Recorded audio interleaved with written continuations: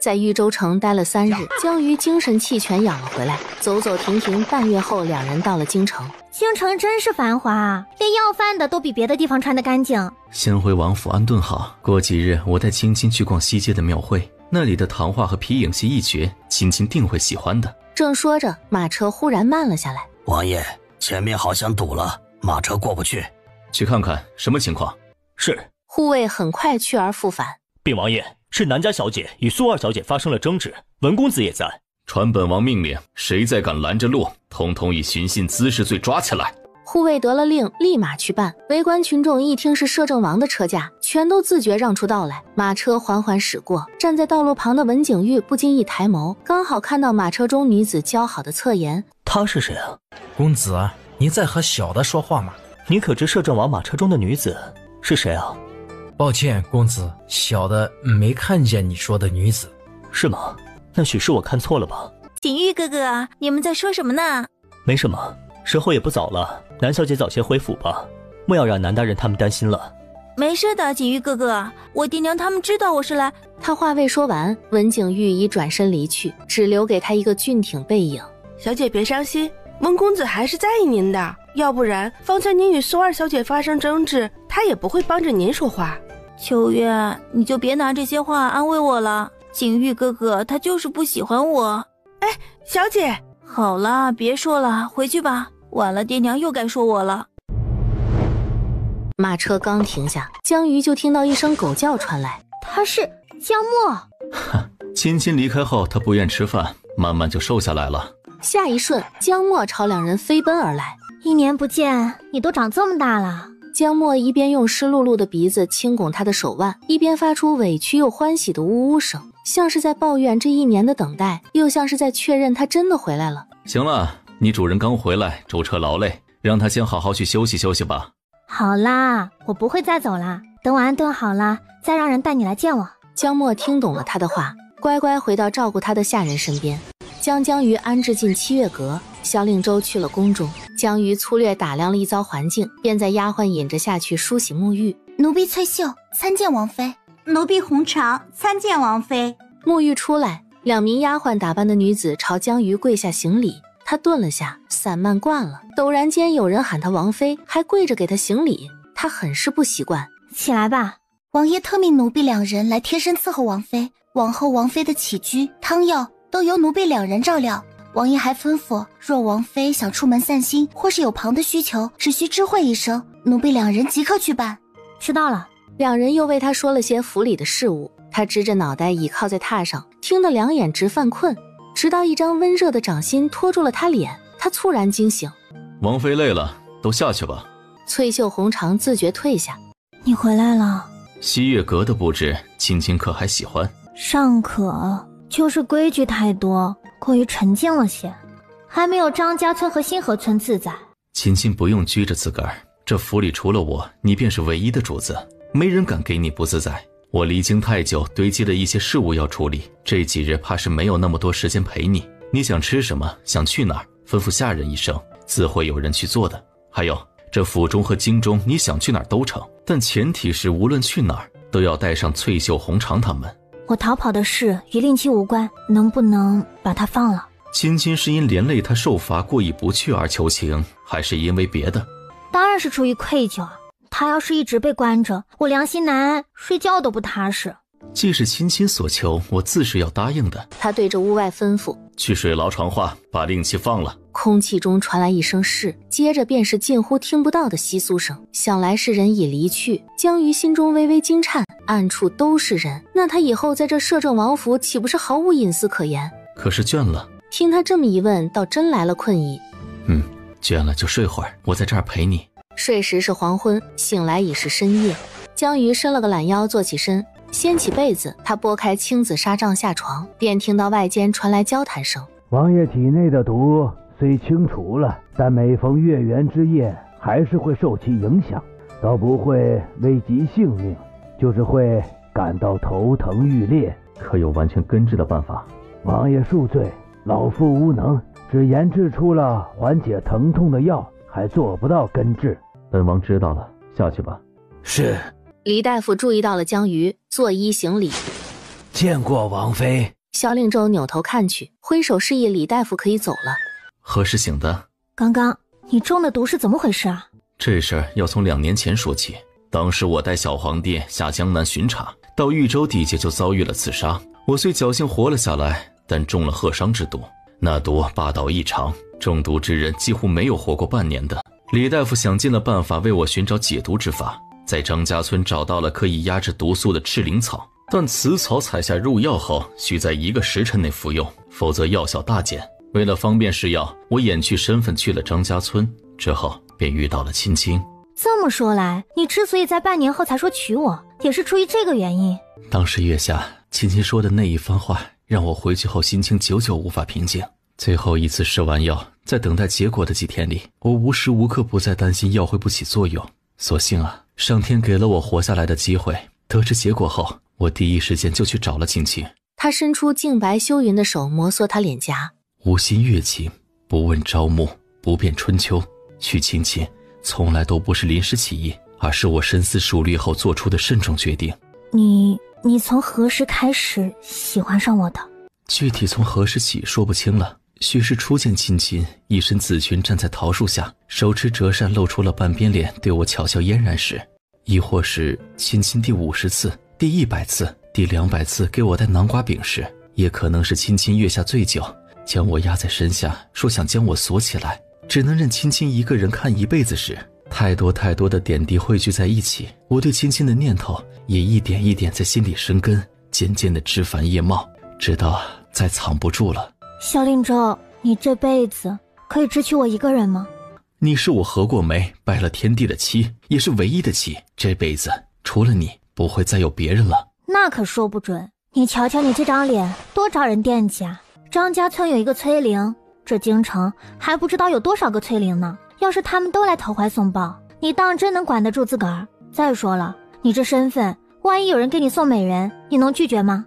还有我就不说了。他说着说着给自己说生气了，直接背过身去。总之你得给我个保证，否则你一个字，不对，是半个字我都不会信。这有何难？明日我便让人将府中尽数家财都记在青青名下，待官府盖了官印，便是我有再大的权势也无法后悔。如此夫人可安心。秋意渐浓，便连流云也被染成熔金。京城的秋比同时节的豫州要冷上许多。江宇倚靠在榻上，膝头摊着厚厚半本未看完的册子。翠秀，你家王爷名下到底有多少家产？一本册子都记不完。萧令州说将家产全给他，还真是半点不含糊。王妃，王爷的家产在京中实在不算多的，除了王府，那些个勋贵世家才较多呢。这样的册子便是3、4册也是写不下的。我的个乖乖，3、4册还只是铺子田庄，要是把其他产业也划分进去，不敢想。京城的人真的是富得流油，难怪乞丐都比豫州的长得胖一些。不看了，我都来京城2日了，可不想一直闷在府里，出去逛逛。备马车还需要一会儿，王妃稍等片刻。江瑜看到红长带着一名小丫鬟出去身影，心中甚是无语。萧令州是多怕他又跑了，派了2个会武功的丫鬟跟着便罢了，连出门都得跟他通风报信。视线扫过厚厚一沓账本，他将那点不满压下，看在富贵又自在的美好生活份上，他就不计较了。前去报完信的红长很快折返。王妃，马车已备好，可以走了。马车行驶在热闹街头，路过一家胭脂铺，他吩咐车夫停下。江瑜踏入胭脂铺，不知是哪位大人家的千金，先前竟也没见过。见客人不愿说，女老板倒也没追问。客人，这边都是我们新出的胭脂，您瞧瞧喜欢哪一款，可以先试用，合适了再买。就在他看中其中一款味道清新宜人的桃花胭脂，打算要了时，旁边伸出一只手，劈手将他手中胭脂夺了去。老板，这胭脂我要了。这是我家主子先看上的东西，你怎可明抢？什么叫明抢？他又没有付钱，便不算他的东西。你可知我家主子是谁？江瑜想说话，被翠秀拉到了一旁。王妃，这种小事交给红长来就成，您别误伤了自个儿。我家大人乃当今太傅，我家小姐就是抢了，又能怎样啊？二位就当给我个面子，莫要争执了。胭脂总能挑到合适的，何必因为这个闹得不愉快不是？知道难为得罪不起，凑上前压低声音道：这位姑娘，那位啊是蓝太傅的女儿，不是你我能得罪的。这样吧，您再挑挑别的胭脂，就当给您的补偿。他附在女老板耳边耳语了几句。如何？这开门做生意，做的就是挣钱的行当，你还嫌钱多了不痛快？好，我听姑娘的。女老板走到南威身边，轻声和他说了什么。他才出20两而已，我出30两，胭脂卖给我40两，50两，60两，70两，80两，90两，200两。你什么意思啊？你又没付钱，胭脂便是无主之物，自然是价高者得。被激起胜负欲，南威直接喊价500两，喊完得意地看着他。哼，就你也配和本小姐争？这胭脂我不要了，她是南小姐的了。南小姐，共计500两，请这边付钱。小姐，你好像上当了。闭嘴，不就是500两，付钱。小姐，钱不够啊。不够？怎么可能不够？前日娘不还给了我600两的提己钱吗？小姐，前日您与苏二小姐发生争执，不小心踩坏了她一只玉簪，赔了200两，现在就剩400两了。哎呀，南小姐犹豫什么呢？不会是想赖账吧？你休要胡说，本小姐才不是缺500两的人。就在他手足无措时，看到了一抹熟悉身影。锦衣哥哥。文景玉携小厮从书墨斋出来，路过胭脂阁，便听有人喊了自己一声，一扭头正好对上南威视线，见是他轻皱眉欲提步离开，余光不经意一扫，就看到了一张令他魂灵一颤的脸。是她，那个在摄政王马车中的女子。南威本以为文景玉又会不理自己，不成想下一瞬他就信步走进了胭脂铺。锦衣哥哥，没想到在这里遇见了你。南小姐自重。锦玉哥哥，你能不能先借我100两啊？我有急用，过几日我就还给你。文景玉看现场情况，便将事情猜了个七八。他黑白分明的眸看向江瑜，心中升起连他自个也说不清道不明的情愫来。公子认识我？在下文景玉，多有冒犯，还请姑娘见谅。公子是南小姐家里人？家父与南太傅乃是世交，在下与南小姐只能算是相识吧。算是相识啊？两家是世交，那她不就是你的小青梅？既是青梅竹马，她买胭脂钱不够，想必文公子是很乐意帮这个忙的。他可是和女老板说了，帮他把价格炒上去，他拿1半提成。南威没钱付账，他的提成不就飞了？文景玉愣了下，侧眸看了眼南威，让小厮拿钱。两家长辈虽然是世交，但在下与南小姐并非是姑娘想的那种关系。方才的话，还望姑娘莫要在人前说了。抱歉。待南威付完账，文景玉不好再做停留，温文尔雅的行了一记书生礼，便携小厮走了。南威见状，瞪了眼江瑜，带着婢女追了出去。女老板悄摸摸将银票和一锭银子塞他手里，喜滋滋收下钱。江瑜带着翠袖红裳继续逛。南威追出来的时候，已不见了文景玉踪影。他四下逡巡了一遍，确定找不到人，才不甘心的走了。他前脚离开，后脚站在巷子拐角处的文景玉和小厮走了出来。公子，我们还不走吗？再等会儿。文景玉也不知自己怎么了，脑子里一直浮现那女子的脸，还做出躲在暗处等她从胭脂铺出来的荒唐行径。一见到她，他就莫名感觉很熟悉，直到亲眼看着她带着丫鬟上了马车，离他越来越远，他才心不在焉回了府。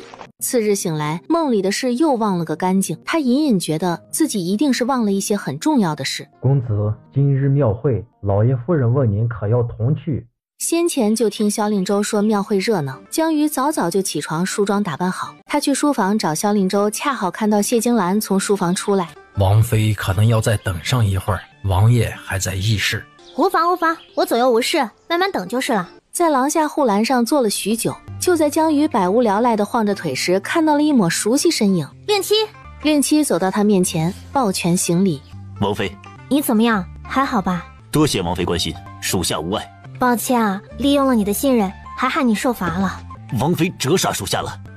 你这是干什么？快起来，快起来！令其失职，本就该受罚，怪不得别人。王妃尊贵，以后此等向身份卑微之人道歉的话，切莫再说。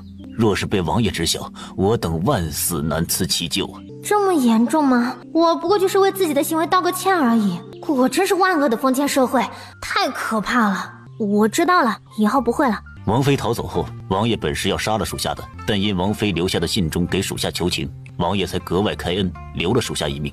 所以王妃不必再在此事上对属下心生愧意。那就好，那就好。那什么，你家王爷议事快结束了，你赶紧走吧。令旗刚离开，书房的门便开了。几名议事的大臣走后，萧令周从书房走了出来。等许久了吧？现在出发，马车上茶水点心都备好了，你要是没什么事就赶紧的，我等不及要去看你说的皮影戏啦。放心，今日热闹，皮影戏的表演会久一些，赶得上。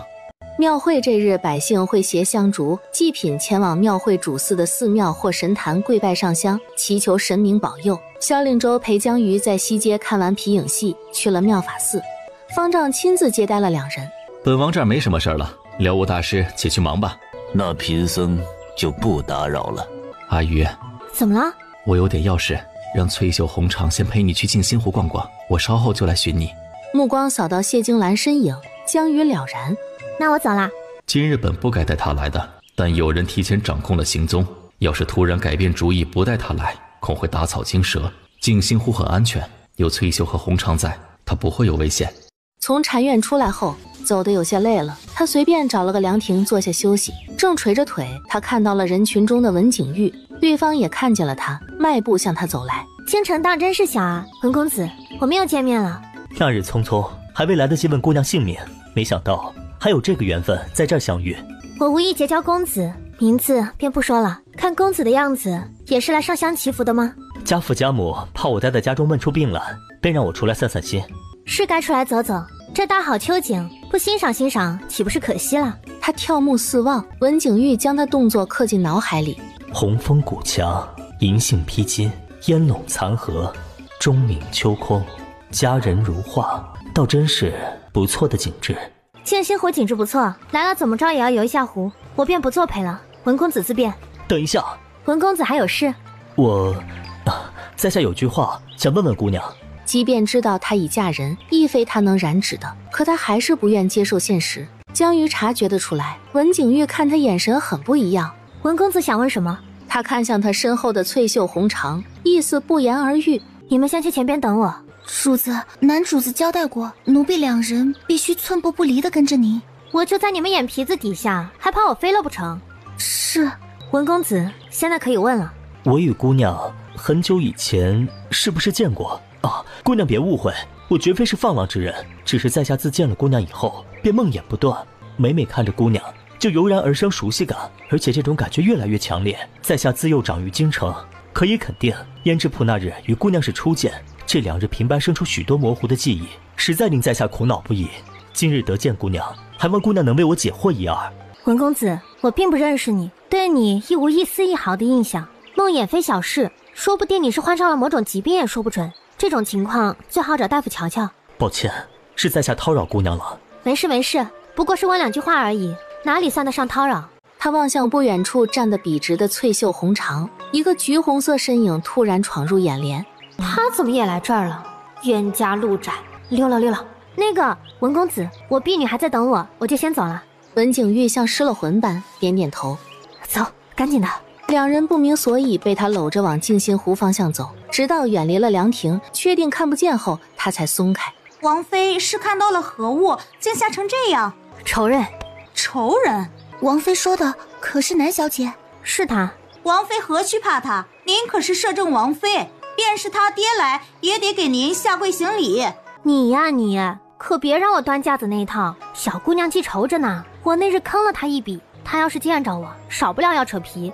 我今日是出来玩的，可不想坏了心情。王妃教训的是奴婢考虑不周了。走吧，去游湖，眼不见为净。是。两人跟上他步伐。另一边，南薇瞧见了站在凉亭内走神的文景玉，快步走过去。景玉哥哥，伯父伯母到处找你，你在这儿做什么？你来做什么？我担心你。南薇咬着唇瓣，眼中沁着脉脉情意。她喜欢文景玉，从小就喜欢。南薇，你说有没有一种病，会让人对刚认识的人产生一种认识许久的错觉呢？景玉哥哥，你生病了吗？不，我没生病。为什么会这样？为什么？不好了，静心湖有人掉水里了，快来人救命啊！听到静心湖3字，文景玉脸色骤变，脚下生风跟了上去。景玉哥哥，你等等我。南薇紧随其后，来到静心湖，看到湖面上有一艘船正往水里沉。文景玉抓过一名围观男子问：有没有看见一名身穿紫衣带着2名婢女的姑娘？好像就是那艘。他话没说完，就见眼前一闪，文景玉扑通一声扎进了水里。王爷，刺客头目带来了。雅韵流芳禅房内，萧令周气定神闲地与谢金兰下着棋。萧令周头也未抬。共有多少刺客？足有200名，身上有统一刺青，经查为死士，被活捉以后全部咬毒自尽，只有此人被属下阻止，没能得逞。真是难为赵太后母子了，为杀本王下这么大血本。2年前刺杀王爷的刺客里也有死士，看来是同一批。死士出马必不留证据，没有罪证，王爷打算如何反击？2年前本王或许需要证据，但现在吗？以本王在朝中的势力，谢大人觉得还需要吗？您的意思是硬刚？谢大人委实正直的过头了。权谋之争，手段如何不重要，重要的是达到最终目的。就像谢大人走的每一步棋，只要落子，便都会留有痕迹。我方示弱之时，需要真实的人证和物证，那是没办法的事。我方示强，只要敌人出手了，任何东西都可以成为证据。如此，谢大人可明白？下官明白了。萧令周起身，走到被堵住嘴的刺客头目面前。可查到他身份了？禀王爷，此人名唤左红，是平章氏陈修身边的护卫。护卫？萧令周眸色暗了暗，将死士带在身边充当护卫，说明此人定知晓陈修诸多秘密。把人押去水牢，严加看管，另散播消息，就说本王今日在妙法寺遇刺，幸得上天庇佑，逃过一劫。同时还抓住了刺客头目，经他招供，指使他的幕后之人是同平章氏陈修。是。陈修是赵太后的心腹，王爷此举无异于告诉所有人，刺杀一事是太后所为。 2年前的仇是该一并讨回来了，证据一事就交给你了。王爷放心，下官一定给出一份完美罪证。禅房内气氛正沉静，叩门声传来。何事？王爷，王妃那边好像出事了。萧令周指尖骤然攥紧，方才还平静眼底瞬间涌现惊慌。静心湖边不会求水的文景玉与2名女子被人救了上来，捂着剧烈起伏的胸腔，待看清2名落水女子的脸，他不知该庆幸还是笑自己关心则乱。落水的根本不是江鱼。景玉哥哥，你怎么样了？我没事。萧令周忐忑不安，带着护卫赶到静心湖，看到落水的人不是江鱼，重重松了口气。王爷恕罪，是属下没弄清楚情况。王妃人呢？属下也不知。找。是。就在护卫四散，准备寻找江鱼主仆3人时，江鱼打了个闷嗝，慢悠悠从垂花拱门走出来，看到湖边围了一群人，他带着翠袖红长凑了过去。麻烦让让。费劲巴拉挤进人群，他还没看清发生了什么，后颈一紧就被人拽了出去。萧，你怎么在这儿？我还想问青青去哪儿呢。我饿了，去找寺院师傅讨点斋饭吃。不逛了，我们回去。不容他拒绝，他牵住他手就走。那边发生什么了？你看起来很慌的样子。有人落水了。落水？你不会以为是我吧？他没说话，这会儿眉梢都透着冷凛，明显是生气了，心想还真被他说中了。作为赔罪，一上马车，他就讨好的拿了块桂花糕喂他，甜的，压压火气。青青今日可有见什么人？江鱼眉心一跳，他和文景玉说话的事这么快就传到他耳朵里了。有。青青与他何时相识的？就那天出门在胭脂铺见过一次，不熟。不熟？他今日为何独与青青说话？烦死了，每次都要刨根问底，我们有隐私的嘛。算了，看在他出手大方慷慨的份上，我忍。碰见了就闲聊了2句，这有什么可奇怪的？萧令周抿紧薄唇，垂下眸子，幽沉一片。他信他说的话，但一想到文景玉跳下水极有可能是为了救他，他心中酸泡泡就止不住往外冒。青青以后见到他绕道走。明白。江鱼不蠢，瞧得出他不高兴了，得哄着，没再说多余的话。2人安静回了府。自被送回府，文景玉就发起了高热，昏昏沉沉2、3日未醒，急得文相夫妇焦灼担心不已。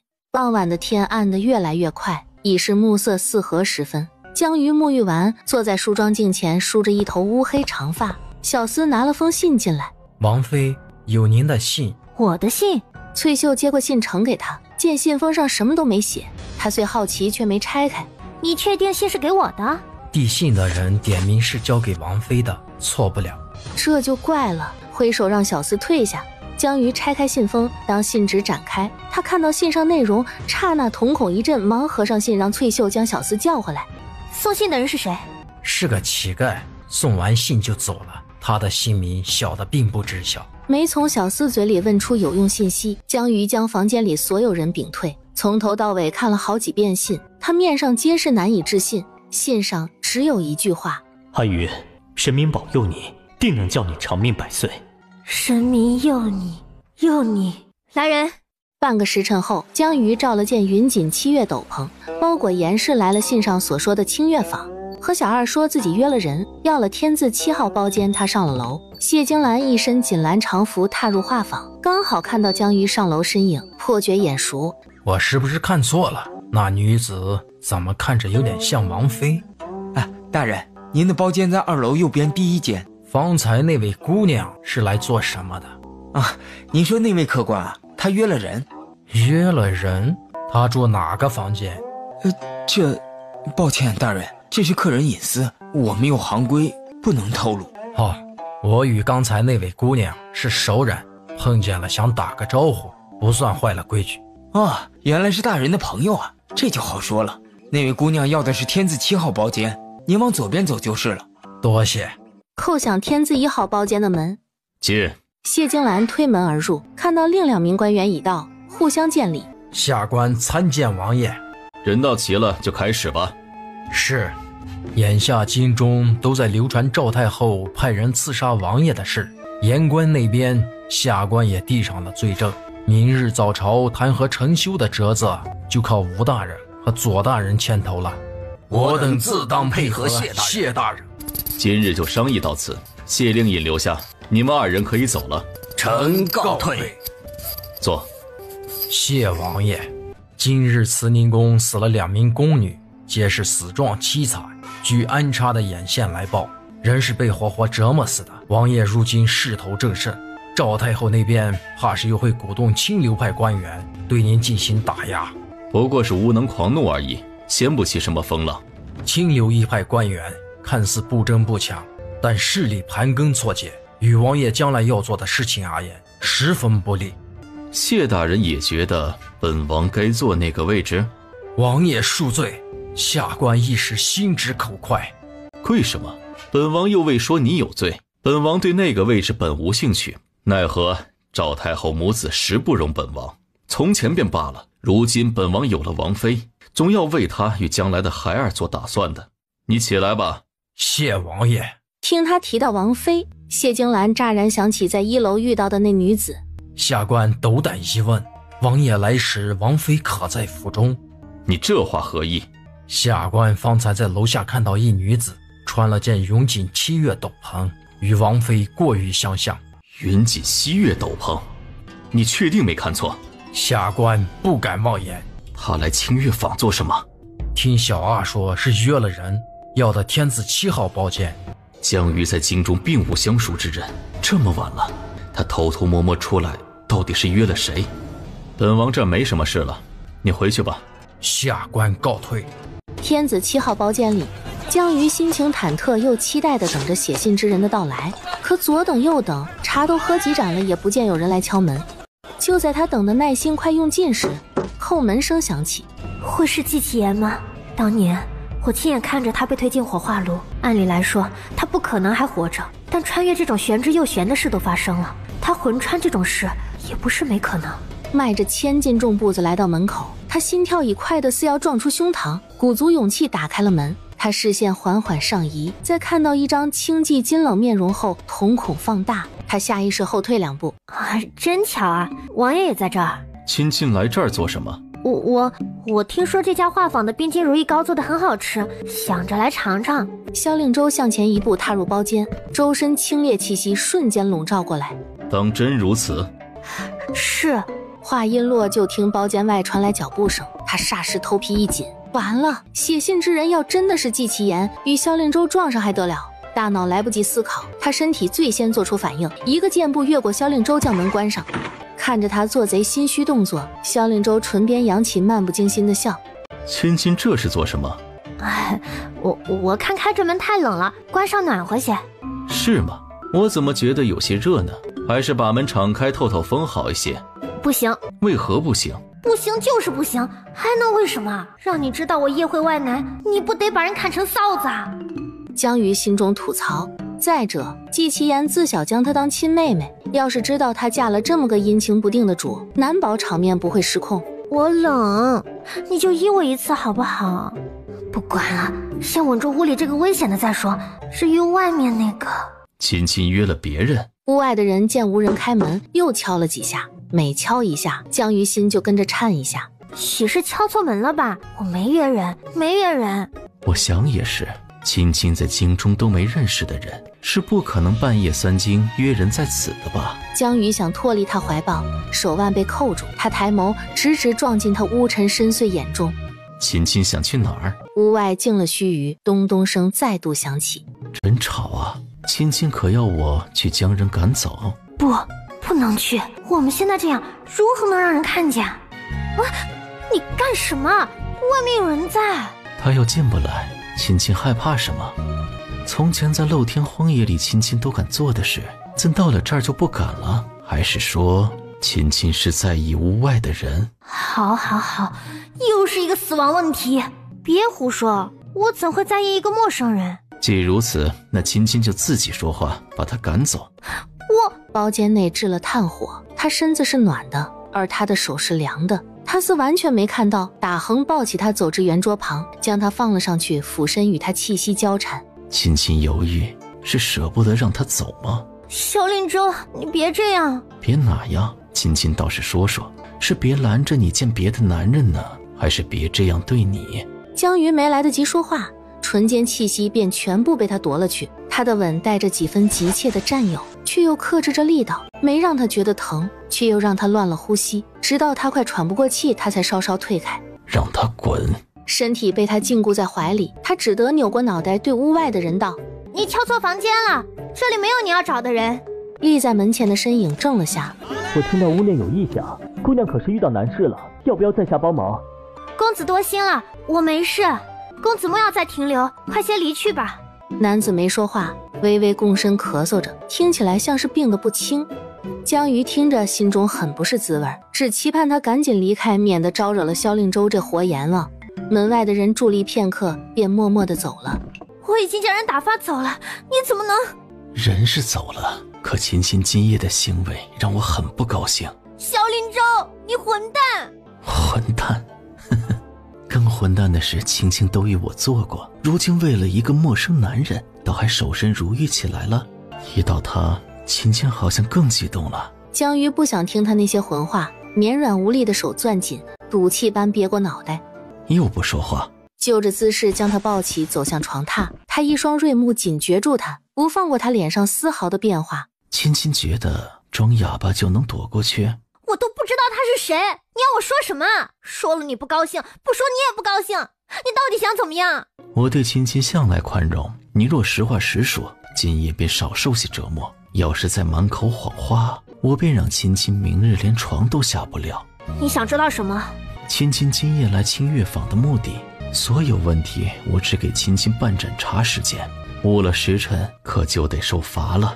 江瑜心底里将他祖宗18代全问候了个遍。来见一个人。谁？他抿紧唇不说话，眼底皆是纠结。季其言的事不能说，那就只能……我不知道他是谁，是他写信约我见面，说知道我兄长的下落，我才来的。他把季其言当哥哥，称呼一句兄长不为过。看在有血缘关系份上，萧令周总该不会再吃醋了吧？我怎没听青青说过还有位兄长？你知道我多少事？好，我暂且信青青的话。如此说来，方才敲门的男人就是写信给亲亲的人吧？是。那为何要说谎，骗我说他是敲错了门？怕你生气。怕我生气？亲亲是在意我，还是怕我杀了那个男人？都有。你怎么出的府？翠酒和红肠呢？我说想喝白露茶，将他们支起采集露水，避开下人后，悄悄从后门溜了出来。看在亲亲乖乖坦白的份上，这次便算了，以后切不可这一般贸然行事了。我都交代了，王爷是不是也该信守承诺？什么承诺？我只说让青青少受些折腾，可没说要放过青青呢。玩文字游戏，你是真狗啊！最后，江瑜累得睡了过去，将他穿戴整齐，他抱着人离开包间，踏出房间，他对着空气唤了声令一，一道黑色身影便出现在了他面前。王爷，可看清那人相貌了？王爷恕罪，那人戴了帷帽，属下等人未能看清。去查。是。萧令周一身织金锦袍踏入七月阁时，他正没个正形的倚靠在小榻上，听翠秀和红长给他念这个月各大铺子的收支，每念一个数字，他眼中光亮就升一分。都下去吧。是。翠秀红长领着伺候的人退出去。青青还在和我怄气。你准是像看犯人一样看着我，连去如厕都有人跟着，我还不能有气吗？是我思虑不周，没顾及青青感受。府中沉闷，是该为你找个说知心话的。后日丞相夫人筹办赏梅宴，让翠秀红长陪青青去散散心可好？不去。为何？青青不是嫌府内闷吗？大冬天的赏什么梅啊，附庸风呀！一群人能凑出800个心眼子，和他们说话，他们不嫌累，我还嫌累呢。文丞相的夫人是良善的，性子也温和，她与文相膝下有一子，未有女儿。青青去了，定与他相处得来。这一次相府特意给青青递了请帖，若是不去，岂不驳了对方的面子？勋贵之家的宴会规矩颇多，你就不怕我去了给你惹麻烦？有我在，青青便是将京城捅破天，也无人敢智慧半句。那些繁文缛节本就束缚人，你若不喜欢，不想行那一些虚礼便罢，到时自会有翠秀红长替你挡着。青青只当是出去走走，散散心，可好？那要是有人欺负我，我可以像在张家村那样直接骂回去吗？青青是摄政王妃，无人敢欺负你。不过要是真有哪个不长眼的招惹了青青，青青想打回去骂回去都成。有子恒这话，这赏梅宴我可就安心去了。文府清心院书房内，男子咳嗽声不时响起。公子该喝药了。放桌上吧。公子这药刚熬好，得趁热喝才见效。今日府里怎么这么热闹？夫人说冬日院子里冷清，特意设宴邀请京中贵夫人小姐赏梅。替我更衣，我要出去走走。这怎么现在连我都使唤不动你了？小的不敢。更衣。文景玉自发高热昏迷几日醒来，脑中就有了许多清晰的记忆。他想起了自己真正的名字季其言，还有一个很重要的人江瑜，包括他是如何死的，以及是如何来到了这个世界。许是萧令周提前知会了丞相夫人，江瑜想象中的被人簇着奉承打量的场面并未出现。和几位身份贵重的夫人打完招呼，他自个带着翠秀红长在雪梅园中逛了起来。就在他岁月静好坐在亭下品茶时，郡主，要我说，那个乡下村姑如何比得上您？她不过就是暂得了摄政王的宠爱而已，等过2年新鲜劲过了，还不是跟那些被弃在别院里的玩意儿一样？王妃，可要奴婢去教训教训那乱嚼舌根之人。穿绿衣的女子是谁啊？回王妃，是苏家2房小姐苏月枝。苏月枝，她和苏月清是姐妹？是堂姐妹。不过苏大小姐性情坦荡，与苏二小姐在背后搬弄是非的做派截然不同，因而2人都是面和心不和。不用管，不过是几句无关痛痒的坏话，他不想理会。主子都发了话，翠秀2人自是不好自作主张。萧醉月2人起初并未看到凉亭内的江瑜，说坏话撞上正主，他心虚地低下了头。萧醉月倒是无所谓，走上前一副算账架势。江瑜，你说话不算话。翠秀红长挡在江瑜面前。郡主，虽然您身份尊贵，但按礼数，您该称呼我家主子为王妃。什么王妃？他就是个骗子，收了本郡主的钱，还赖着盯着哥哥不放，卑鄙！就是，郡主尊贵，与摄政王才是天造地设的一对。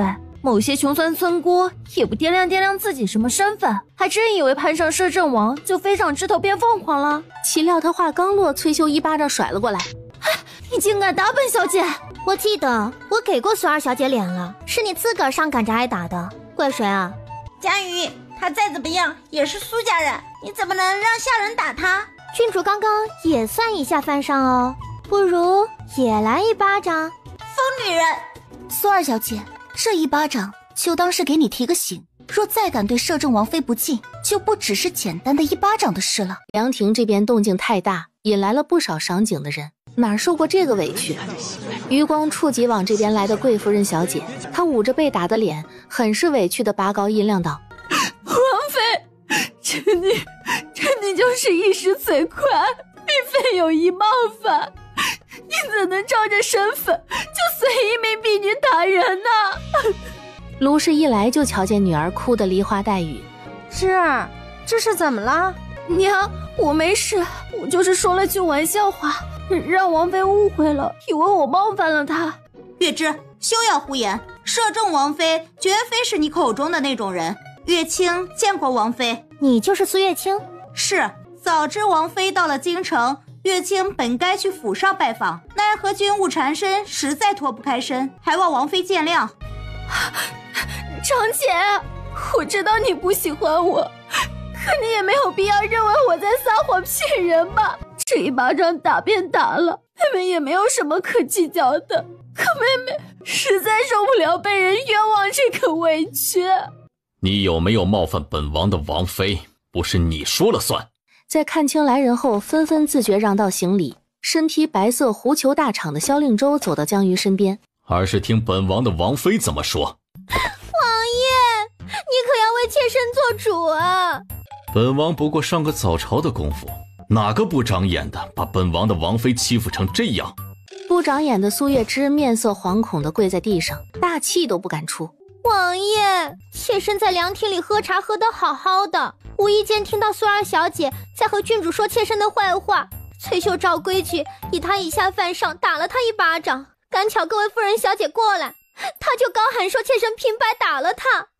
今日这事要是没个交代，妾身也不活了，不活了。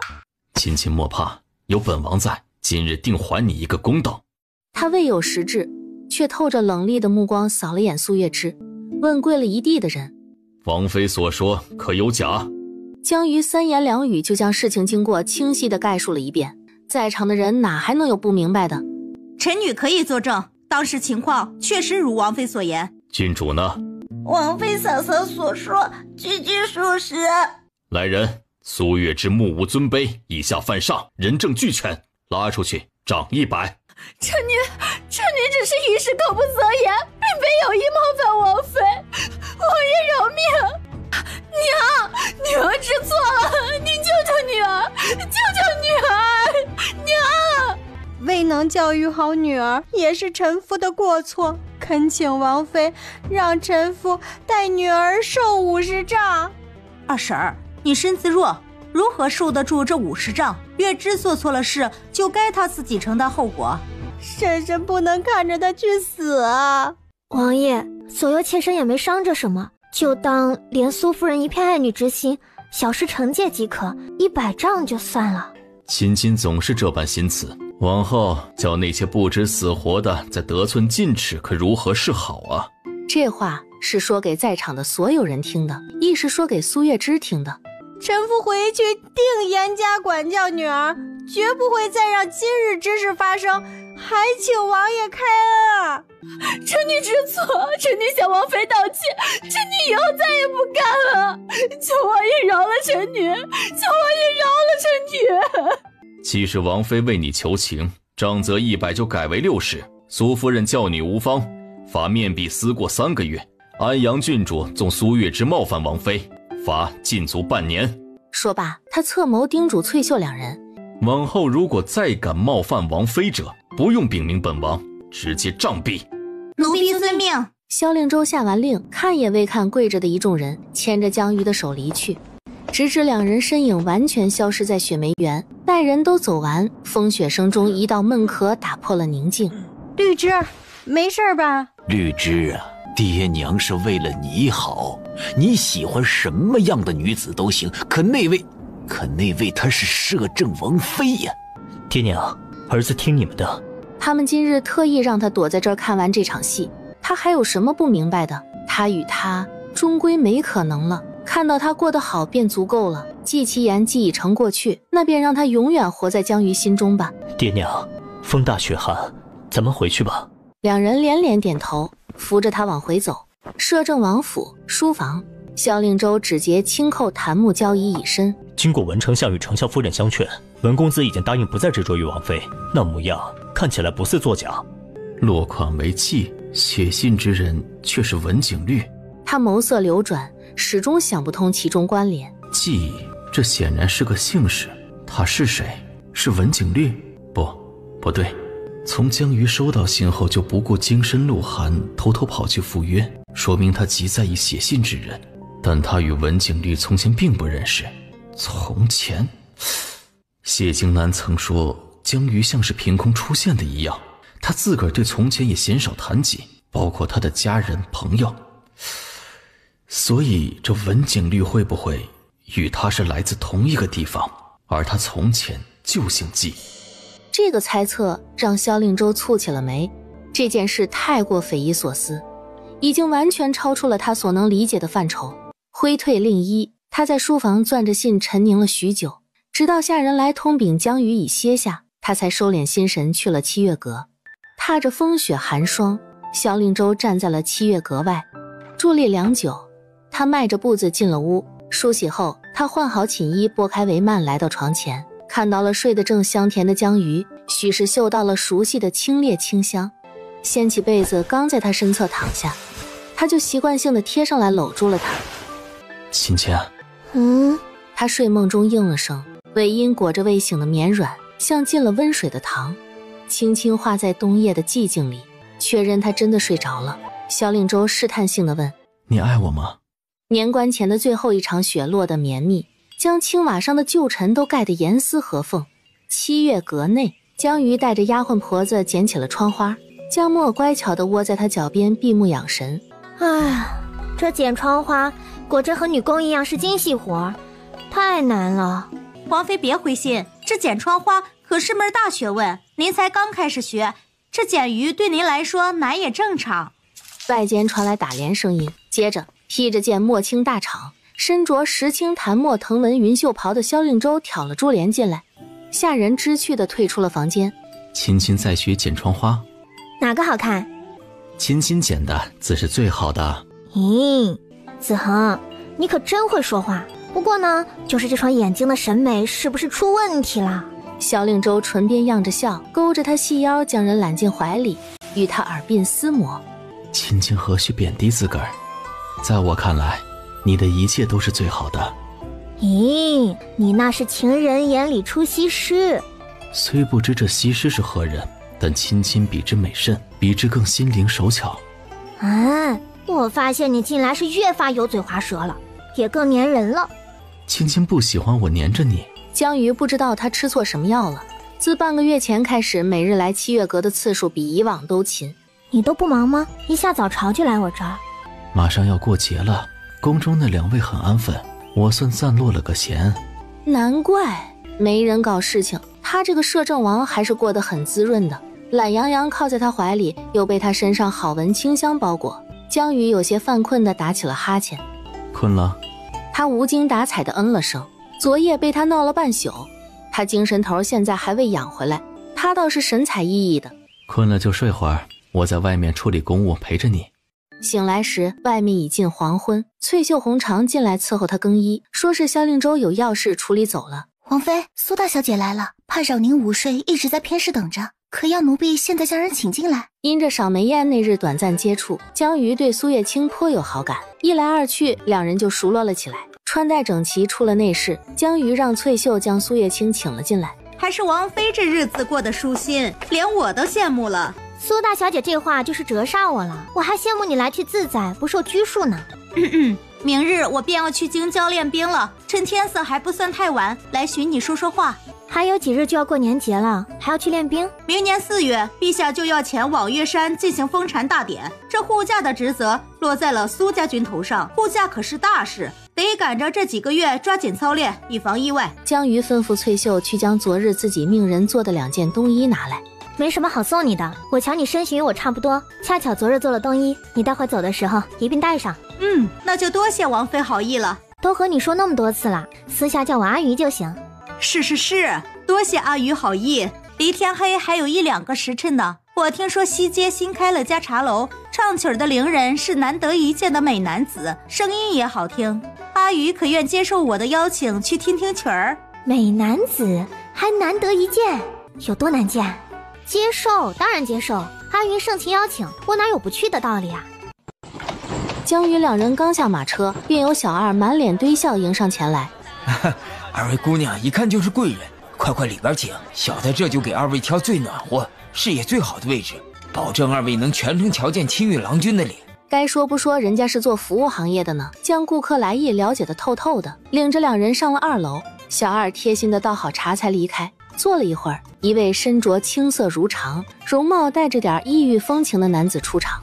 也不知老板从哪儿弄来的，确实是难得一见的美男子，就是唱曲儿的功夫不咋样，还没他92岁去世太奶唱的好听。一曲终了，有人大声喝彩，拿出碎银子往台上打赏。小二端着托盘走到江鱼他们这一桌，眉眼带笑，示意他给银子打赏。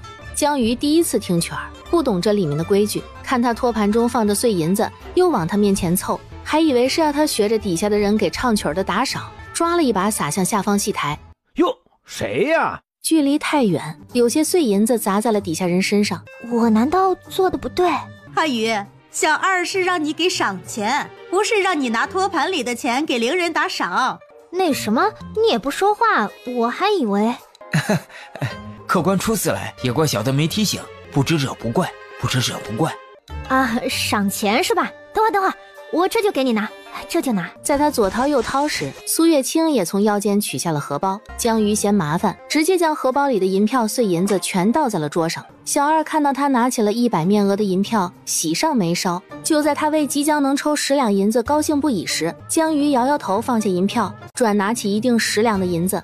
10两也不错了，能抽1两，抵半个月工钱呢。然后他看到江鱼掂着10两犹豫了下，再度放下，最后停在了2枚铜板上，望着他无比肉疼递过来的2枚铜板。干了5、6年小二，就没见过穿得如此气派，却抠成这样。尽管心中不满，他还是笑脸相迎道了谢。苏大小姐和王妃怎在此处？一身锦蓝衣袍，清朗端雅的谢金兰朝两人走来。下官见过王妃。苏小姐，真巧啊，谢大人也在这儿。江鱼视线越过他，朝他身后看去。王妃放心，下官只是来办公务的，王爷并未在此。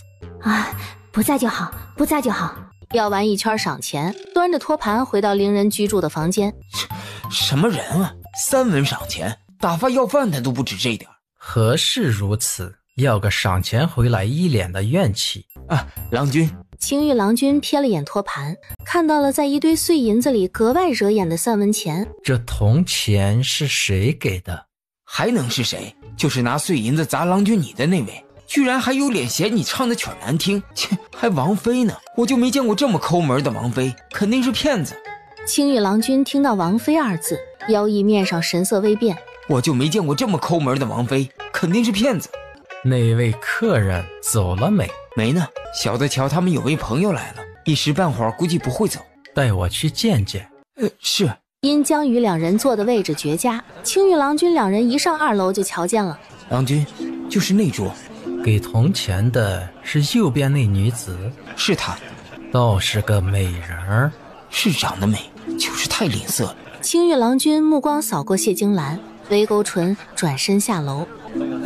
这就走了？郎君不过去了？小二跟上去，不明白他特意上来这一趟做什么。回到房间，青玉郎君从托盘中拿了一锭银子丢给他。多留意那名女子，她下次来记得第一时间告诉我。郎君放心，小的一定牢牢记得。江鱼丝毫不知自己只是来喝茶听个曲儿，就在不知不觉中被人盯上了。谢金兰一来，3人略显尴尬。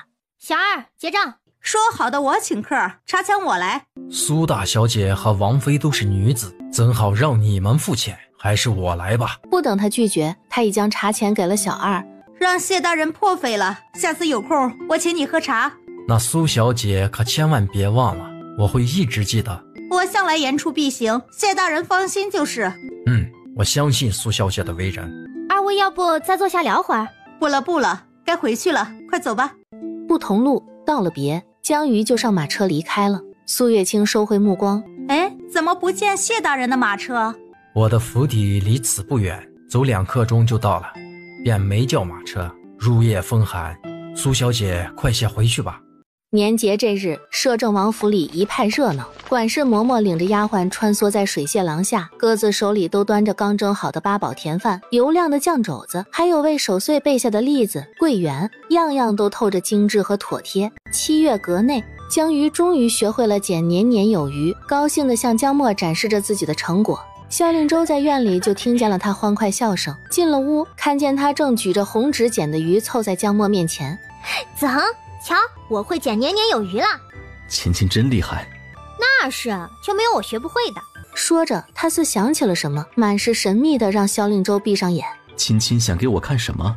真是的，让你闭上就闭上，再废话就不给你看了。好。他听话的闭上眼，由着他引着自己走到小榻边。好了，可以睁眼了。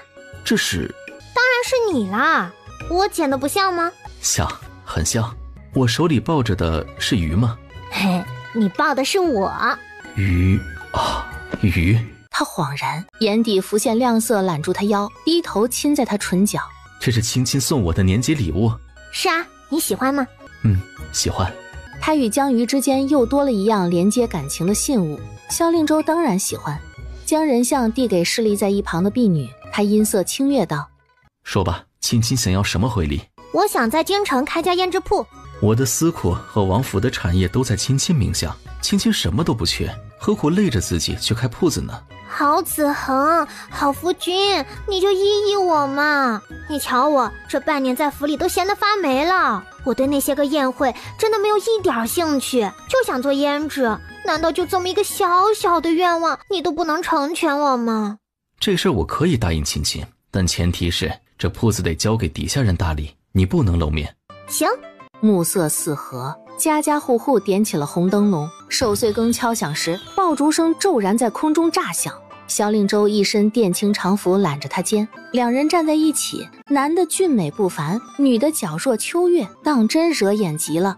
热闹退去后，有些疲累的江鱼换了寝衣，洗漱一番后，就将自个裹进了柔软馨香的被子里。萧令周沐浴完从盥洗室出来，只瞧见一颗背对着他的脑袋。年节有7天假，他这个摄政王难得能落得清闲几天，趁这几日，他打算多陪陪江鱼。上了床榻，熟练又自然地将江鱼捞进怀里。亲亲，这是我们在一起的第2个年节，以后的每年我们都会在一起过。知道了，知道了，别吵，乖乖睡觉，睡觉。他翻了个身，窝进他怀里。睡吧，阿鱼，我一直都在。夜深了，连风都歇了声息，只偶尔有残雪从瓦上滑落，轻得像一声叹息。距离天欲降明还有2个时辰时，急切的叩门声骤然打破了7月阁的宁静。王爷，出事了！萧令周倏然睁眼，穿戴整齐出了房间。何事惊慌？管事妇在他耳畔说了什么，他眉心拧起，便快速往外走。马套好了吗？接到消息就立马让人准备了。叫上几名护卫，萧令周出了府打马，直奔京郊军营。脚刚沾地，便听军营里传来此起彼伏的痛苦呻吟声。萧令周进来时，看到苏月清正在给一名士兵喂水。这怎么回事？昨日年节，我下令让炊事兵炖了肉给士兵加餐，谁料半个时辰前吃了肉的士兵就开始接连上吐下泻。军医说是使用了治泻的药物，人死不了，就是近1个月人都会虚弱无力，没法训练。萧令周眼中附上彻骨寒意，这个时候无法训练，看来背后之人是冲封禅大典来的。下药的凶手可抓到了。他往外走，周身力气几乎要凝成实质。苏月清紧随其后。是炊事兵里的一名士兵干的，已经关押起来了。他只交代是一名西曲人买通了他，让他在菜里下药，其余的什么都不知道。西曲人？西曲人怎会知晓练兵场位置？练兵场位置只有他和苏月清还有苏炳渊知道，他们3人都不可能会泄露练兵场位置，就只有军营里有奸细。现在士兵都中了药，没法查，而且就算有奸细，这个时候恐怕早就毁掉了该有的通信证据，就是把军营掀个底朝天，都只是做无用功。找证据做什么？将人引出来就行了。怎么引？晨光熹微，军营还被如揉碎棉絮一般的雾色裹着。主营帐内，一名20来岁、长相干瘦的士兵被压着跪在了地上。禀王爷，将军，这就是军营帐内抓到的奸细。只他一人？属下等人守到现在，只有他来下药。你背后之人是谁？小人只是个守帐的士兵，听不懂王爷在说什么。是吗？守帐需要进帐吗？小人是听到军营帐里有动静，进去查看。萧令周略一抬手，副将忙将药呈上，奸细肉眼可见更慌了。这是什么？想必你最清楚。既不肯交代，便请你带苏家军尝尝味道，给他灌下去。王爷，这一包下去，人死了怎么办？一个奸细而已，死便死了，他主子都不会放在心上，你担心什么？此药名巴豆霜，出自西曲，这个剂量会让他上吐下泻，受苏家军10倍难挨的折磨再死，也算是物尽其用了。副将再无所顾忌，随着药粉的苦味在口中弥漫开来，他被呛得连连咳嗽，三角眼瞪得溜圆。我招。说，我的背后之人是……他一口黑血喷了出来，一双瞪大的三角眼里写满了不可置信。副将蹲下身探了下鼻息，回禀：王爷，人提前服了毒，死了。拉下去处理了。遵令。线索又断了，看来这背后之人早料定我们会清查奸细。无妨，知道目的就行了。苏家军的情况先隐瞒，背后之人坐不住了，自会露出马脚。是。